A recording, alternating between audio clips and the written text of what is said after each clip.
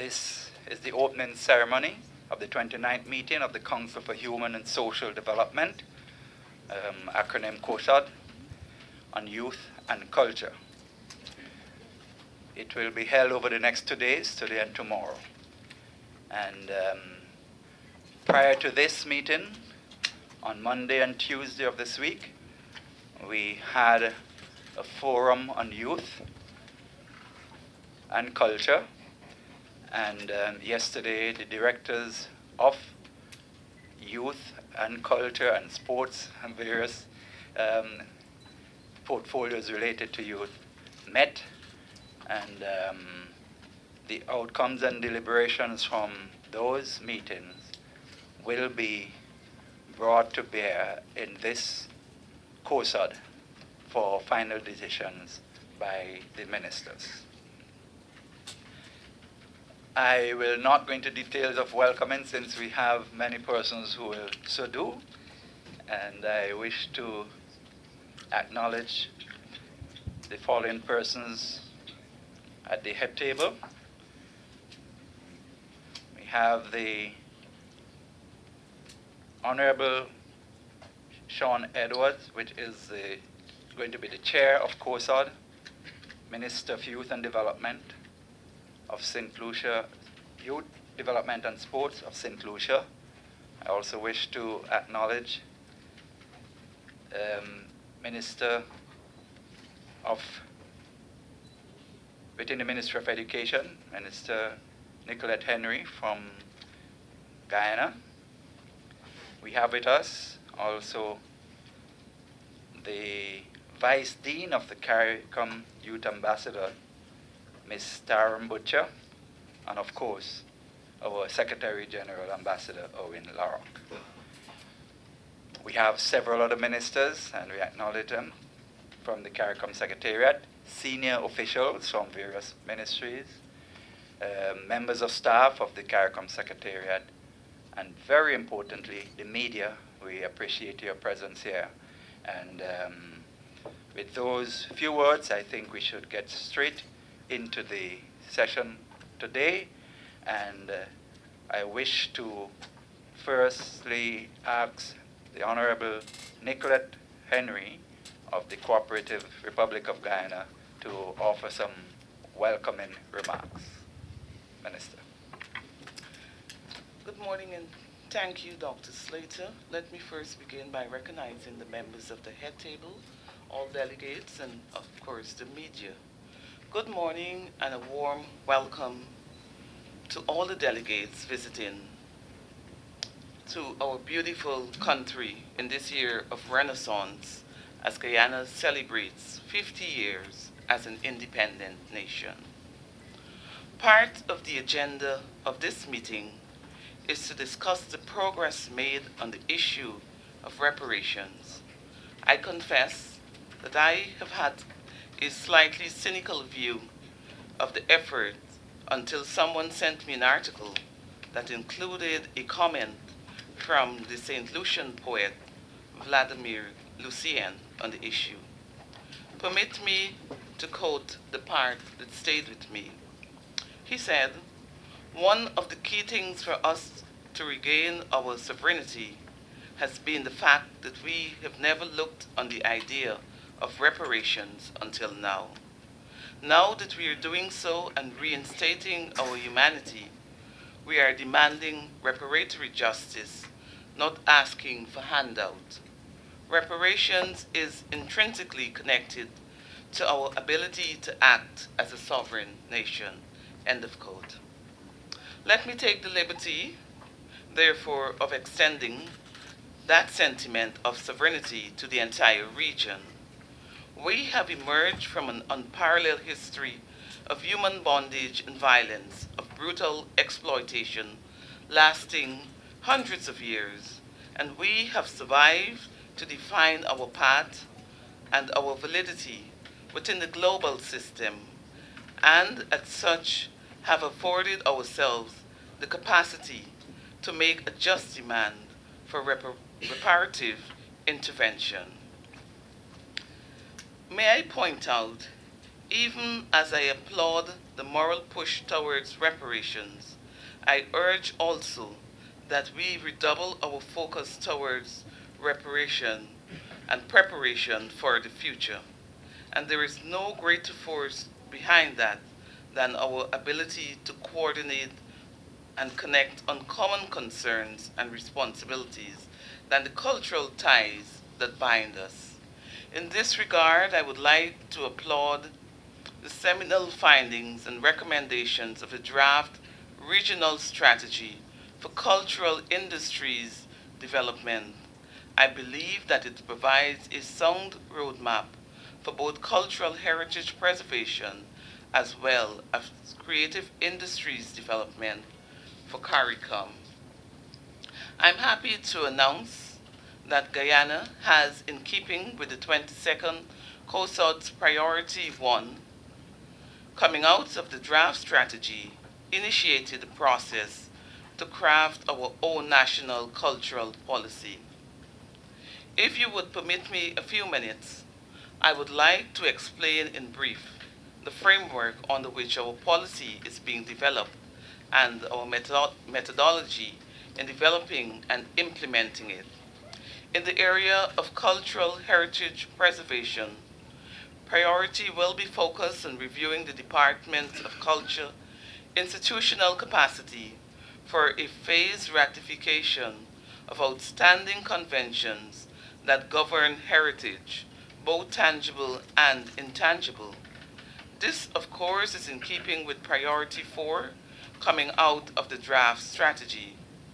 It is also related to Priority 4 in our commitment to updating our intellectual property legislation.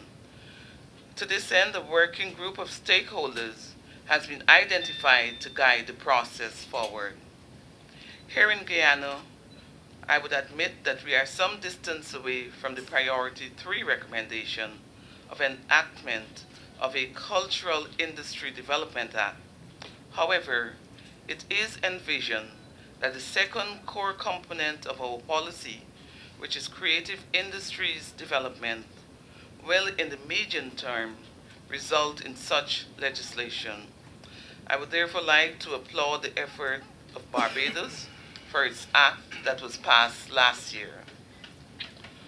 What we have started is a process that will first map creative industry stakeholders in keeping with Priority 9, and then engage these stakeholders in helping us here to shape policy in this area. I would also like to applaud the decision to include animation on the agenda for this COHSOD's meeting, since it is multidisciplinary art form and offers tremendous opportunity for the literary, visual arts, acting, and information technology in the region. Locally, the Ministry of Education in Guyana is currently assisting in the development of an independent local animation platform led by a vibrant Guyanese young woman, Jubilante Cutting.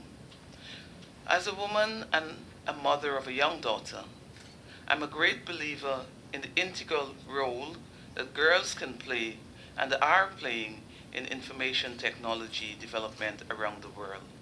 And this is something we intend to encourage here in Guyana. The third commitment of our policy framework has to do with mainstreaming culture in development. This is in keeping with this meeting's agenda on leveraging human, cultural, and natural assets for the economic development of the community. Although I would offer that it goes beyond mere economic development and speaks to the overall sustainable development agenda. The three areas we want to look at over the next 5 years are culture and the environment, culture in education, and culture and citizenship. These are meant to position culture as a critical lens to enhance our communities, our capacity, and our relationship with each other as human beings. There are some beautiful lines in our national anthem which speaks to the heart of what we are seeking to achieve. and I would like to quote some of them. Great land of Guyana, diverse through our strains, we are born of their sacrifice, heirs of their plains. God guard you, great mother, and make us to be more worthy of heritage, land of the free. We intend to prove ourselves more worthy of our beautiful, diverse heritage, and it is culture mediated that will ensure that we get there. Over the next 10 years, we in Guyana believe that we can provide the requisite leadership in regional cultural development policy and implementation. This is for several reasons. Firstly, we have been at the vanguard of the regional integration movement from the inception. Secondly, like our neighbor Suriname, we stand at the nexus of three critical regional integration of cooperation processes, and that is CARICOM, UNISAR, and Mercosur.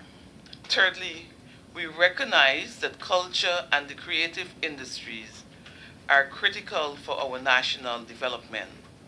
Indeed, more than most places, culture can and will play an invaluable role in fostering social cohesion and can provide the answer to our stymied development here, while the creative and cultural industries can certainly offer exciting new avenues for the diversification of our economy. In closing, when it comes to the core issue on the discussion here today, I would like to posit, while we in the region have come very far, frankly speaking, we have progressed very little. We have gathered here today to discuss the CARICOM Youth Development Plan, an idea that arguably has its genesis coming out of the first meeting of directors of youth and directors of sports here in Georgetown almost 17 years ago.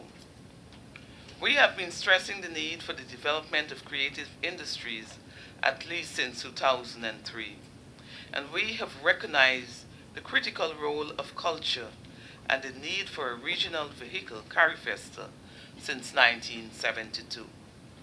This is the paradox of CARICOM's progression, as severely impacted by our perennial relative scarcity of resources, ingenuity, and in some cases, stasis. Perhaps this is the forum at which we have finally brought together the two most critical pieces of the puzzle for sustainable regional integration and development, and that is youth and culture. Perhaps this is what we need to start with to truly invigorate the process in the first place. As we begin the deliberations here today, I again welcome you to Guyana in this our year of Renaissance as we celebrate our 50th year as an independent nation. Let me take this opportunity to reaffirm Guyana's commitment to a strong Caribbean future full of boundless possibilities. I thank you. Members of the head table, honorable ministers, CEOs and directors, CARICOM youth ambassadors present, and ladies and gentlemen, good morning. Proudly, I sit here as a CARICOM youth ambassador of Belize, but humbly as a youth of the Caribbean and a citizen of CARICOM. When sitting down with the members of the CARICOM Youth Ambassador Bureau days before and penning this morning's address on behalf of the youth of the region, our minds were all over the place, trying to figure out just what to say. Where would the appropriate start be? What message were we trying to send, or are we trying to send, and what to ensure that we don't forget? You see, we got so worked up about the technicalities of the address that we almost forgot that we're sitting here, and I'm here to address you on behalf of the young people of the Caribbean and to voice the concerns of our peers. You see, as young people, we are constantly reminded that we are the future, that majority of our population is under the age of 35, that we, the young people, are the key to the development and sustainability of our region. We've heard it so much time after time that it's actually become cliche. Caribbean youth have long contributed to social, political, and even economical change in not only our region, but in the world. We have been said to have assets and essential elements to contribute to societal change, technological innovation, and just development on a whole. This is still true for today. However, what is also true is the issues that we as young people face. Poverty, social inequalities, and marginalization are just some of them that are corrosive to the impact that we can have on our communities, on our countries, the region, and the world. See, while there has been the strengthening of the Department of Youth Affairs, and while the profiles of the CARICOM Youth Ambassadors and the CARICOM Youth Ambassador Program, national youth councils, and other youth governance structures have been raised, I dare to ask all of you in this room this morning, have you really done your part? Have you incorporated your young leaders at the discussion table? I'm not just talking about having us there as courtesy to say that we were there at the meeting, to sit in the back, but have you ensured of our active participation? You see, despite the challenges that young people face, the limited resources that we have, and for some of us in the region, the lack of support from these institutions, we continue to charge forward and to contribute to the development of our region. Yesterday, the CARICOM Youth Ambassador Bureau was invited to sit in on the 8th meeting of the Directors of Youth Affairs, but it didn't just end there. We were not just called to sit and observe, but we were given the mic and we were allowed to be participants, active participants. You see, while the CYAs are recognized youth governance structures, one that is mandated by CARICOM, it was the first time that any of us in the Bureau had been allowed to be active participants in any session of this magnitude. Words cannot express our appreciation for that, for the time that was given to us to voice our concerns and to make comments on various issues. But it is not enough. Are we satisfied? Of course not. Can more be done? Yes. And we're positive that it can only get better from here. But we need to forge stronger relationships with all of you in this room. We need to foster the kind of philosophy that youth are creative and valuable assets and not problems that need to be solved.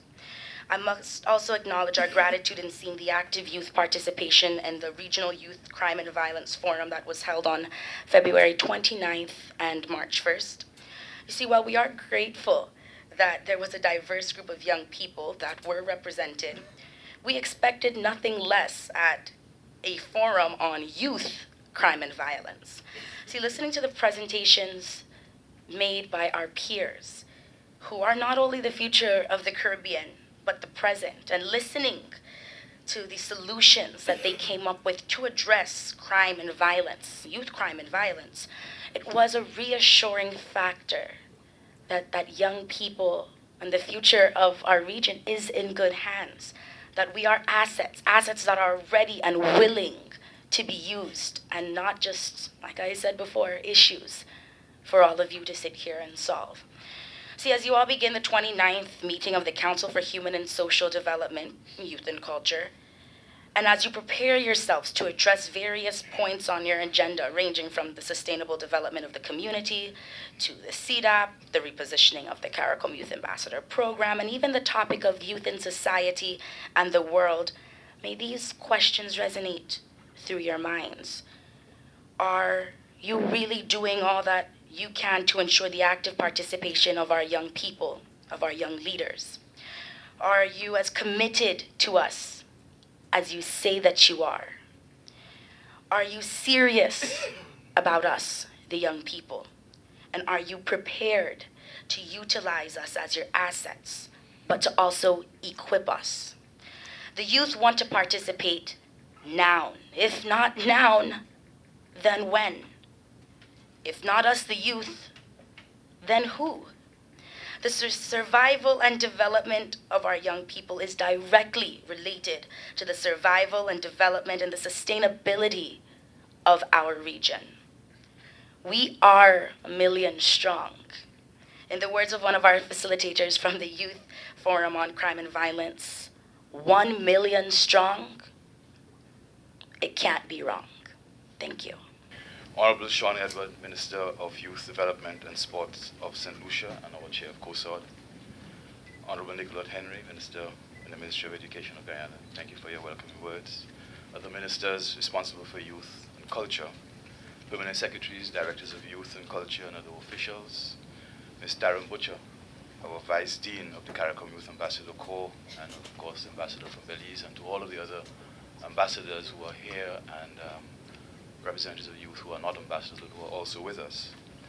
I also want to recognize representatives of regional and international organizations who continue to partner with us in our efforts. And of course, to our own Assistant Secretary General and the staff of the Secretariat, and members of the media, ladies and gentlemen.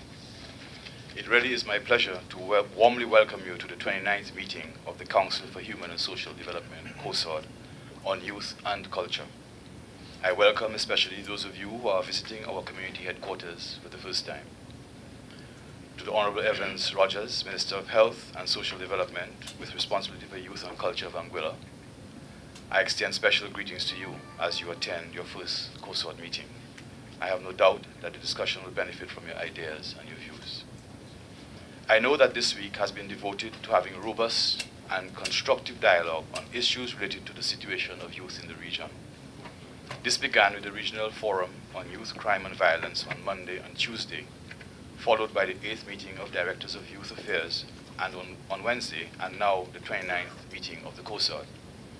I understand that our CARICOM Youth Ambassadors and other youth representatives were active partners in all these deliberations, in shaping the outcome and in charting follow-up action.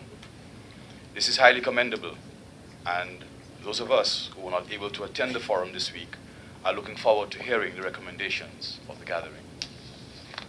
Mr. Chairman, the scourge of crime and violence is a crippling burden with which many of our member states and associate members are grappling.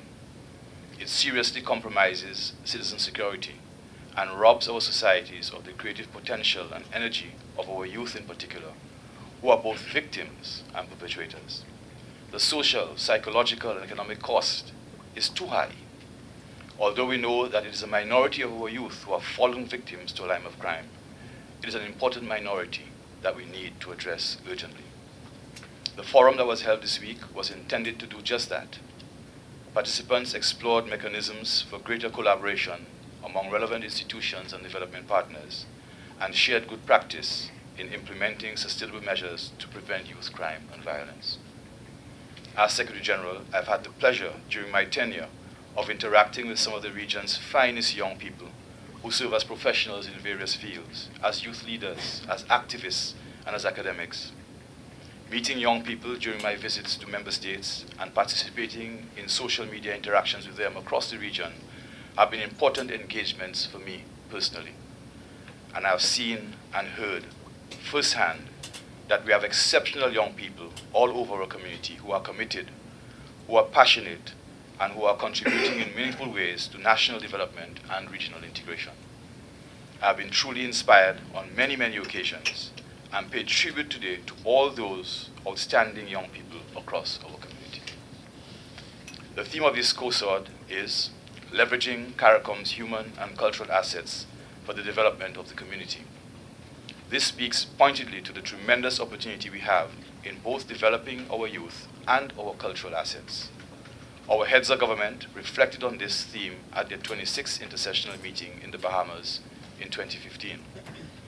They observed that a strategy that combines the cultural and sporting assets with the region's innovative youthful human resource and with new technologies would open up opportunities for a new and sustainable development pathway that leverages the community's strengths.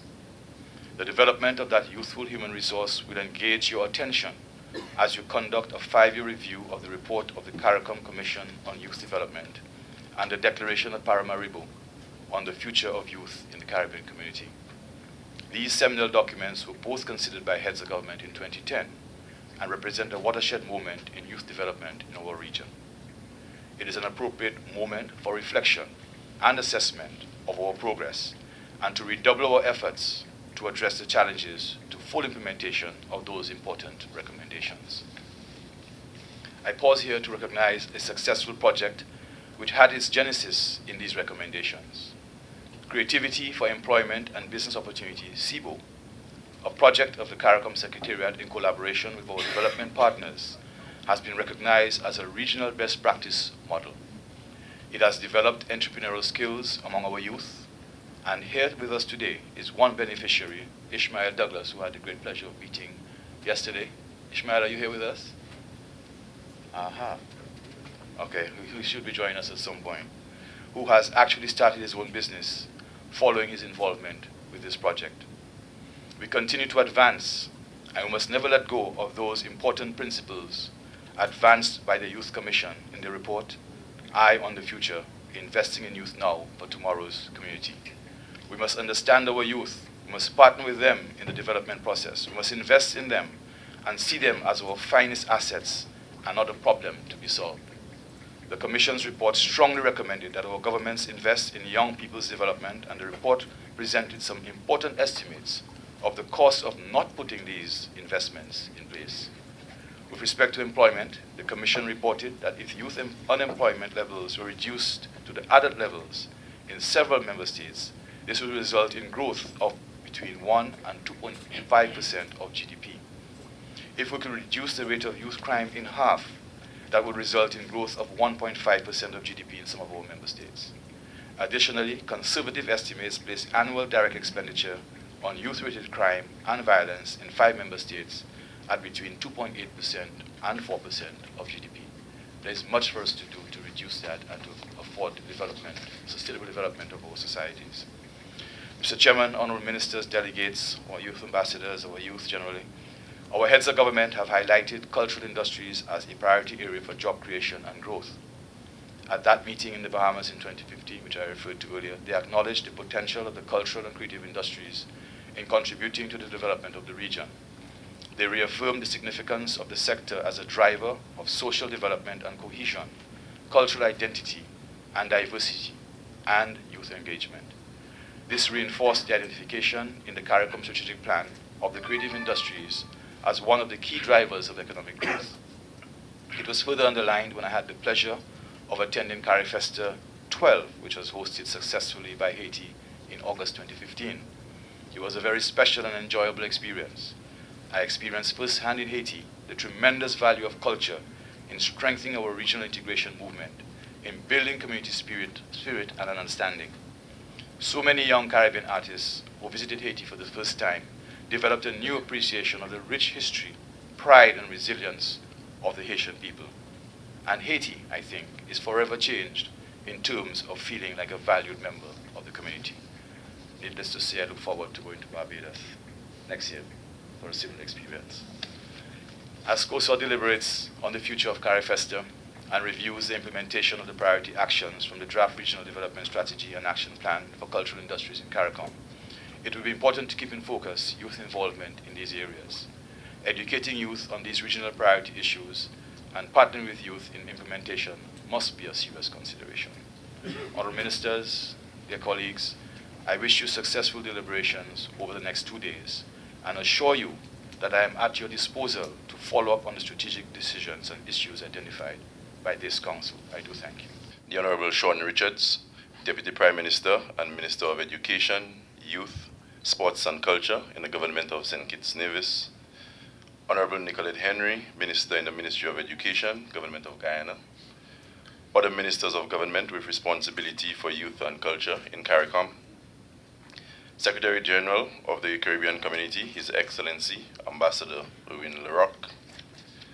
Directors of Youth and Sports and other officials of CARICOM member states. CARICOM Youth Ambassadors, representatives of regional institutions, development partners, members of the media, ladies and gentlemen, good morning. It is indeed a pleasure and a privilege to address this opening ceremony of the 29th meeting of the Council for Human and Social Development, COHSOD, in my capacity as chairman of the COHSOD. I wish to focus this short address on the theme chosen for this meeting, leveraging CARICOM's human and cultural assets for the sustainable development of the community. As ministers with responsibility for youth and culture, this strikes at the very heart of our responsibility. Over the past 2 years, our region, and indeed the world, has had the opportunity to focus specifically on the emerging new paradigms for development. The UN Post-2015 Development Agenda, with its accompanying goals and targets, has issued a call to action to address sustainable development in all its facets and to do so in an integrated manner. For us in the Caribbean, the processes leading up to the development of the post-2015 agenda provided an opportunity for focused examination of existing models of development and identification of important issues and factors that impact on the success of development efforts across the global spectrum. Significant among these factors is the issue of inequality, and it is no surprise that inclusiveness is therefore recognized as an important cross-cutting issue.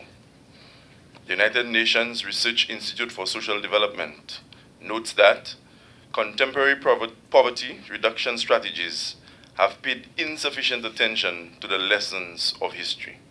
They have increasingly focused on targeting the poor, to the neglect of key institutional, policy, and political dimensions that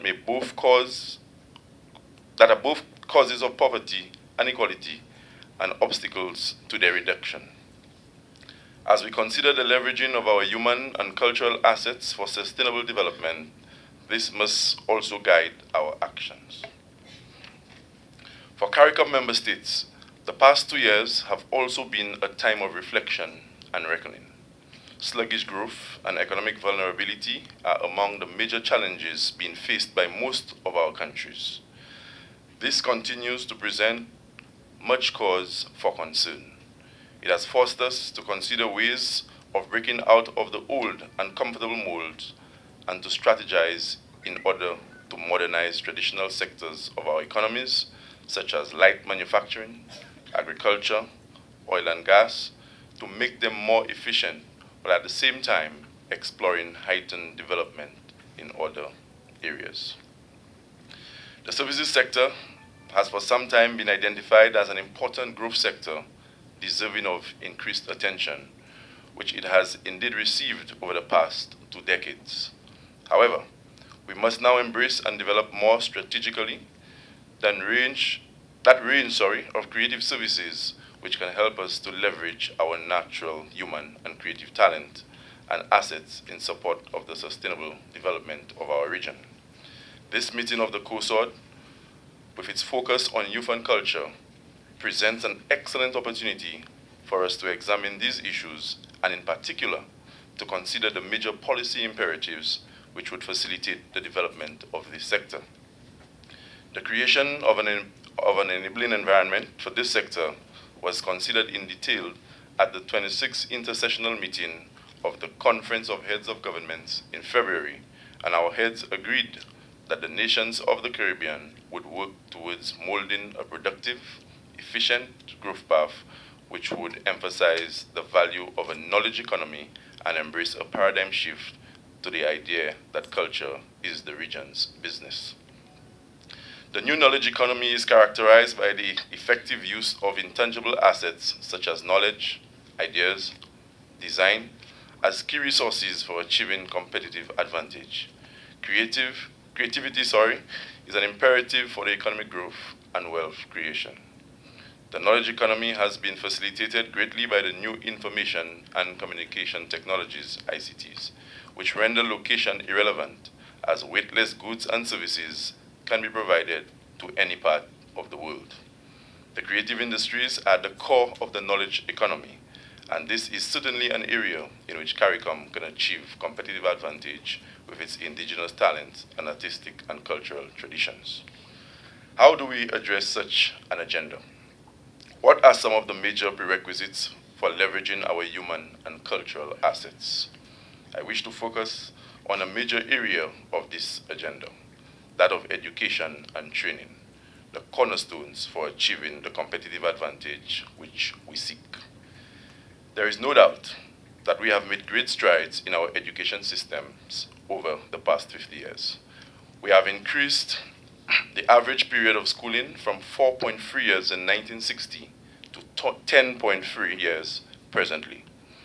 Over the past 2 decades, there has also been significant expansion in tertiary education, but current enrollment rates are below that required for successful participation in the knowledge economy. Also of concern is the inadequate access to pre-primary education in the state system in many countries. This provision gap poses a disadvantage to children, and especially those from lower socioeconomic groups, rural and hinterland areas, and represents a situation of inequality and deprivation with regard to an important education foundation. In our education system, we have not been paying adequate attention to children with disabilities and special needs, hampering life chances for this already disadvantaged group. Perhaps the most serious aspect of the situation is the mismatch between the skills required in our education system and that required for the world of work. Several studies have documented this phenomenon, and it has, for certain, impacted on the employment potential for many of our youth, leading in many cases to engagement in unlawful means of earning a living, frustration, and contributing to an escalation in youth crime and violence. In this latter regard, I am aware of the Forum on Youth Crime and Violence held here earlier this week, and I look forward to the discussion on the report of the forum during this meeting. We cannot afford to lose so many of our youth and need to strategize to ensure that they can take advantage of the opportunities and choices that will empower them to contribute positively to their own development and that of our region. Our heads of government have examined the issue of education in the region and have proposed to address the quality of education and human resource development in the region. Firstly, through the development of an HRD 2030 strategy, which will focus on systemic reform of education in the region to address the development of 21st century economy and society. The Commission on Human Resource Development, which has been tasked with the development of the strategy, has already begun its work and should report to the conference in February of 2017. Leveraging our human and cultural assets for development will require a strategy which actively addresses the appropriate development and nurturing of creativity in our children from the earliest stages. Creativity is the precursor of innovation. The continual nurturing of the creative talents of our children and youth need to be done through education systems that are themselves creative in the way they treat with different abilities and aptitudes. This is essential to building the creative thinking. This is essential in building the creative industries in our region. The new technologies have changed not only the way in which we communicate, but also the ways in which we create. Acquiring digital skills is also crucial. The digital divide poses an additional layer of inequality and is one which we cannot afford to ignore. Our education systems are not geared to develop the critical mass of young people to take advantage of the new opportunities. There needs to be a shift in our thinking and valuing of areas of the education curriculum, recognizing the importance of critical thinking, creativity, and innovation disposition to succeeding in the knowledge economy and society. Our systems have often relegated the very subject areas in which some of our students are naturally gifted to the margins of the curriculum, often robbing them of opportunities to succeed in schooling and also depriving others of opportunities to experience even better outcomes. The research has demonstrated quite conclusively the links between exposure to the arts, for example, music and drama, and enhanced outcomes in other areas. These issues are those related to the reorientation of teacher education, will certainly be among those to be addressed by the Commission on Human Resource Development. We need to engage our youth in visioning and transforming education and youth development. Leveraging our human and cultural assets for the sustainable development of our region will require a shift in thinking on the part of policymakers, youth, parents, teachers, students, administrators, and others in the community. It will also require specific policies and strategies to enable the change we desire. I am sure that we are equal to the task. Thank you.